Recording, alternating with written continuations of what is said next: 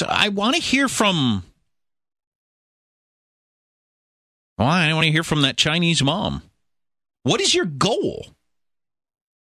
To have your kid be the best what? You know, it's a different view of life, because I know some people, very nice people, by the way, of Indian heritage, which has a similar cultural view of education. Casino or convenience store? Convenience store. Actually, a physician. They have a similar view, similar lifestyles, and similar approaches for what they expect out of their kids. Not quite as extreme as this crazy Chinese lady, but and I just think they want them both to be doctors who play the piano really well and get really high grades. I don't know. Well, there's so many, and you know why this is a useful discussion, although the people who really need to hear it won't hear it as usual? By the way, our phone number is 1-866-331-TALK. Did you grow up like this, having to be the best, or do you know people who raise their kids this way? Are your kids in class with kids like this? What's your observation? 1-866-331-TALK. You got all these different models, different cultural approaches to education and achievement, and what do you expect out of kids, et cetera. And you've got, kind of a mainstream American view. It's about balance. You got to have fun. You ought to get good grades, son, et cetera, et cetera. Probably a little more on the have fun end of America right now. But. Sure, varies family to family, but I see your point, yeah.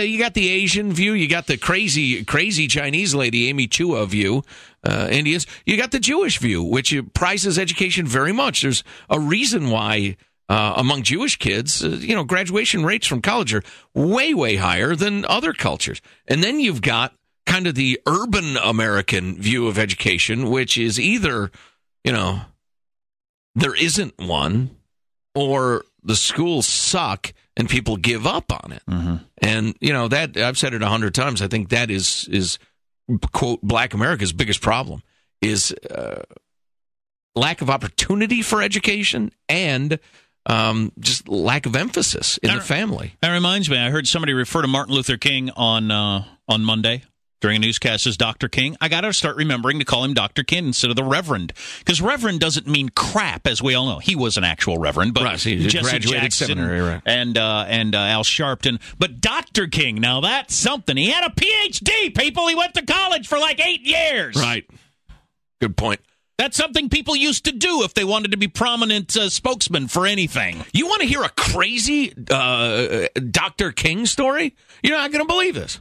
I was watching this show yesterday on PBS about pioneers of television. I already gave away the punchline, in a way. Yeah, it's not going to be nearly as charming. So, in the second season of Star Trek, the original Star Trek, Martin Luther King Jr. was on an episode of Star Trek? He was that's some trivia I did not know. He was the alien in the glowing robe. No.